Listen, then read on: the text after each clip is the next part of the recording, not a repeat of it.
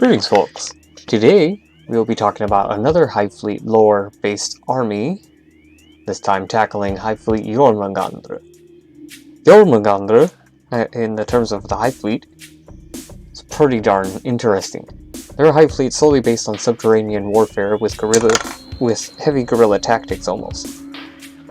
One of the very few Tyranid Hive Fleets that actually have strategy and planning and is really hard to remove from the planet.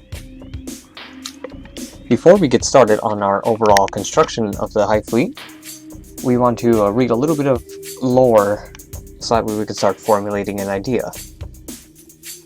This is from the Warhammer 40k Lexicanum wiki. Jormungandr did not begin as a particularly large Hive Fleet, but swiftly accumulated a massive pool of biomass upon preying on unprotected worlds. Hive Fleet Jormungandr spread out around the Thalasi sector like some monstrous serpent, and less than 2 years after its recorded attack, had effectively sealed off the entire sector. In the 3 months that followed, Jormungandr remained slowly twisting in space, defending itself when attacked but otherwise content to be left alone. Then, suddenly, without warning, the coils of Jormungandr began to constrict.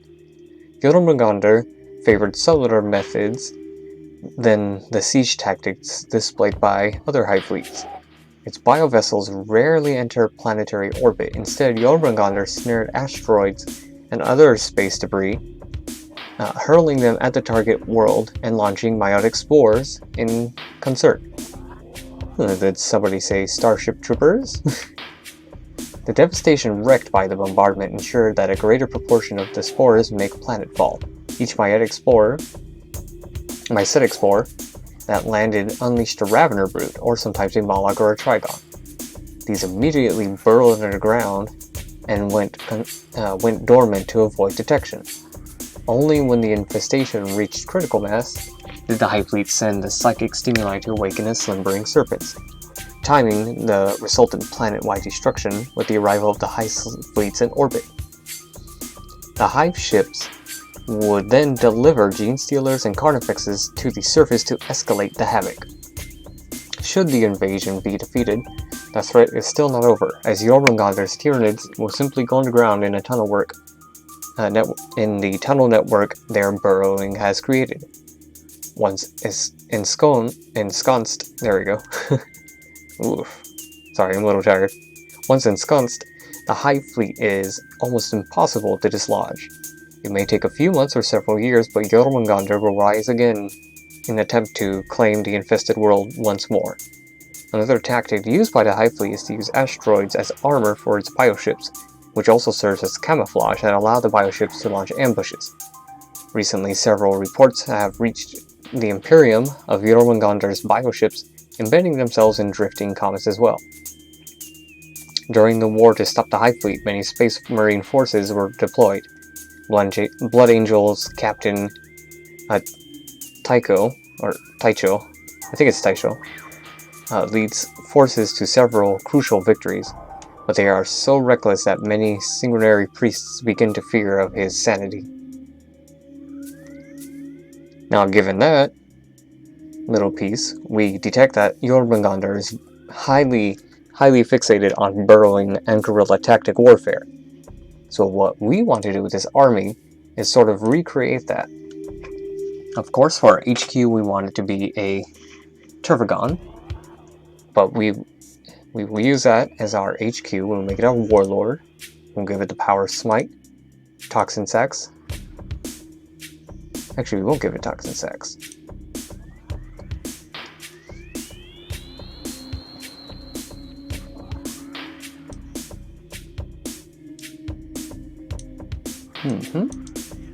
So that's our Warlord right now, Tervagon. What it does is, oh, a Tervagon. I said Trigon, not Tervagon. Whoops. Alright, let's see here. Forever Malanthropes and Mineranthropes, Old One-Eye, Tervagon, Stormlord, Trigon Prime. Oh, Tyranid Prime. Huh, you can't have a Trigon as a Warlord. Interesting. Or an HQ in general. Huh. Well, that's new. I totally forgot about that. Well, which of these would fit best with our army? You know what? With it being a very guerrilla tactic based army, a lot of hiding units, we could probably run with Tyranid primes. That would be interesting, and we can use a lot of warriors and a lot of the gene sealers and ripper. Yeah, we'll do that. So we will have our warlord be a broodlord, since we will have a lot of gene sealers based upon the lore that we read earlier about gene sealers being sent after the emerging invasion, or perhaps they could have been there as well, starting gene sealer cults. You never know with those guys. We'll give it the power smite for its bio artifacts.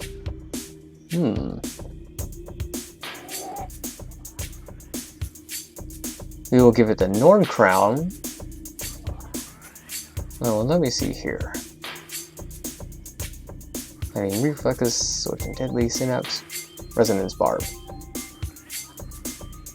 A model with this relic can attempt to manifest one additional psychic power in your psychic phase and attempt to deny one additional. Yep, we'll do that. Oh, lurking moths. Select one enemy unit that is visible to the Psyker until the end of the turn. When in resolving attack against that unit made by a friendly Jormungandr unit that was set up on the battlefield this turn, you can re-roll the hit roll. Okay, we'll grab that. Fits very well with our army, obviously. For his Warlord traits,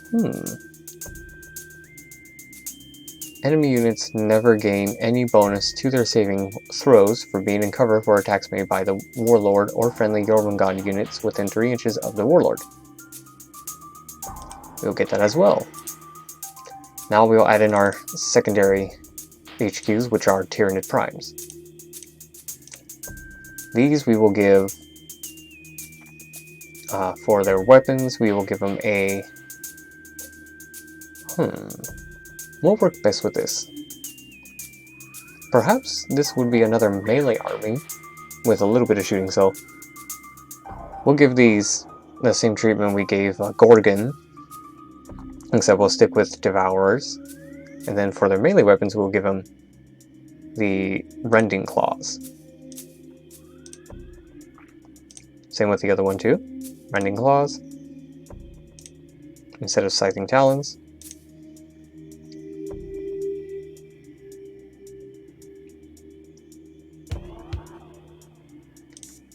Alright.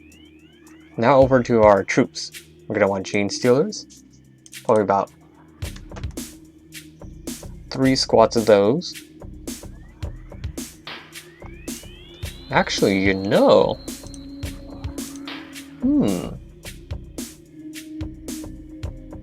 Now we'll keep our primes. We'll keep those that have some sort of shooting. I was thinking earlier we could just use melee only for this high fleet. A lot of burrowing tactics we could do here.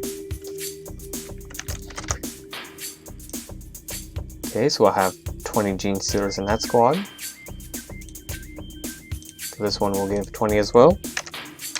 These will just be the basic Gene Stealers. Nothing fancy, no added equipment, just Rending Claws and everything else. Actually, we'll give them Toxin Sacks too, just in case if we roll a 6 no, that kind of bumps up our point cost a lot.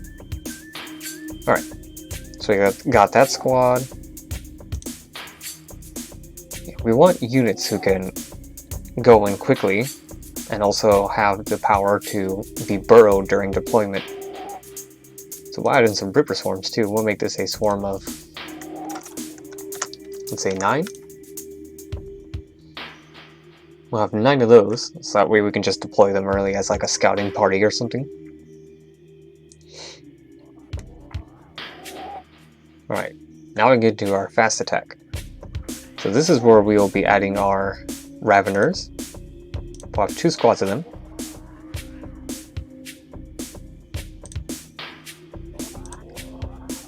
Each Ravener is equipped with Scything Talons and Rending Claws for both of these. Rending Claws come in handy in case of you, for instance, each time you make a wound roll of 6+ for this weapon, that hit is resolved with an AP of -4. So just in case if you hit it with a very heavy attack, it can deal a lot more damage.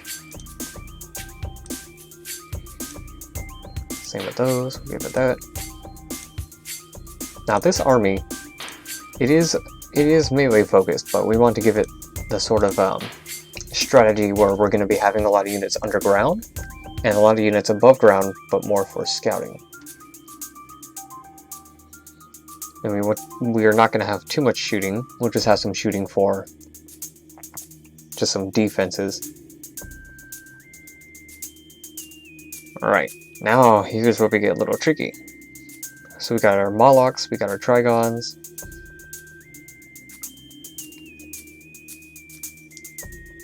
Alright, burrow at the beginning of any of your movement phase. Any Moloch that is within 1 inch of an enemy unit can burrow. Remove it from the battlefield. It can return as described in Terror of the Deep ability. A Moloch may not burrow and return to the battlefield in the same turn. If the battle ends while the Moloch is underground, it is considered to be slain.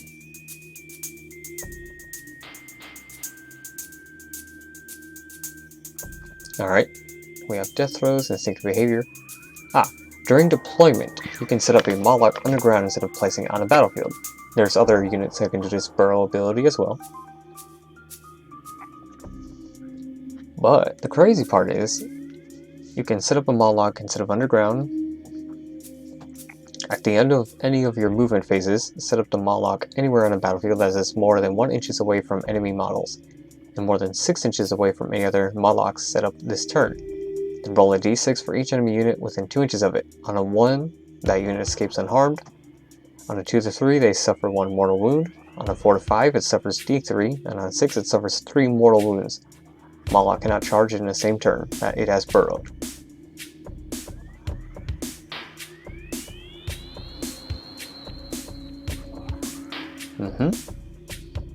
Yeah, so we'll be having some heavy guys. As far as the Trigon goes, Subterranean Assault. Instead of placing it on the battlefield, troops. You can set up a Hive Fleet troops unit in the Trigon's tunnel. At the end of any of your movement phases, set up the Trigon anywhere on the battlefield that is more than 9 inches away from any enemy models. If there is another unit of Trigon's unit in the Trigon's tunnel, set it up at the same time wholly within 3 inches of the Trigon and more than 9 inches away from models. Any models that you cannot place in this way are destroyed.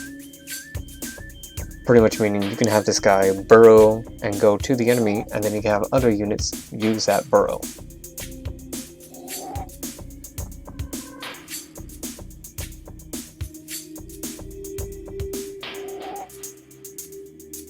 Alright, the Trigon Prime has Synapse. Do Raveners require Synapse?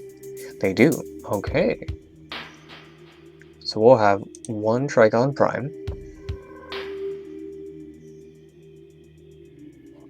Oh, a Trigon Prime can be the Warlord. Really?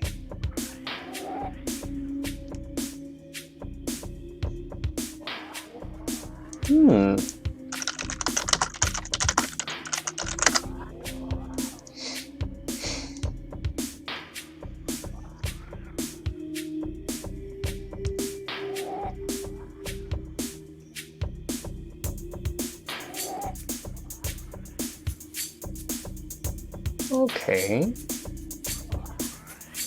Well then, in that case, we'll have a Trigon Prime be our Warlord instead. Remove it from our Broodlord here.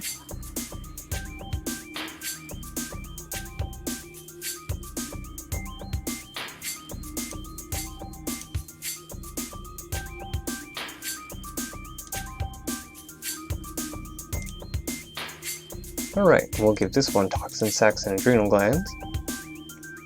We'll give it the Insidious Threat. We'll also give it Tenacious Survivor so it can heal up. Oh, whoops, never mind. No, we're not.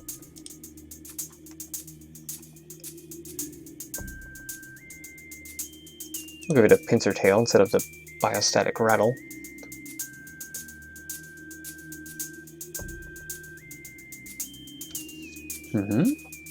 Alright.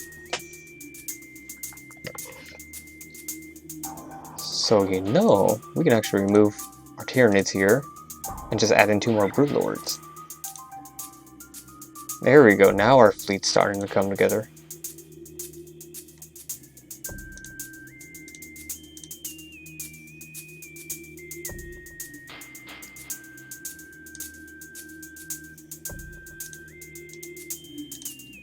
Okay, Uldum will have the power of Smite. Perfect. Alright, with that done, now we have to get our two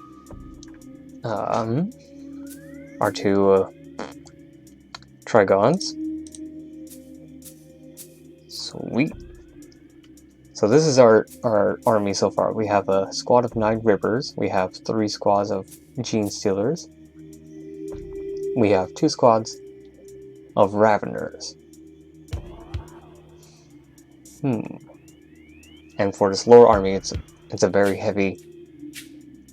It's a heavy melee focused army with a lot of burrowing. It requires a lot of strategy to work with, but in the right hands, it could be pretty lethal. It is a heavy melee army, so it's not going to be a lot of shooting.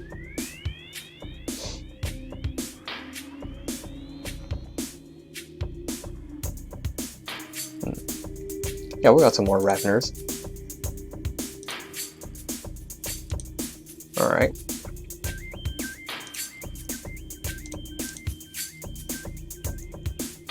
Okay, now we have 2 groups of 5 Raveners. They're surprisingly cheap in an army. Interesting. Alright. 240 points. Ooh, I had 1 more 20-man squad of Gene Stealers.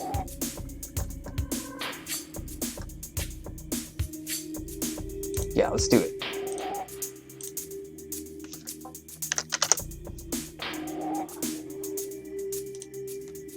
Perfect. And there we are, our 2K Jormungandr lore-themed army. It is very melee focused. It requires a lot of tactics and hiding, but I think some of you skilled players can make use of it. Probably even expand on it too.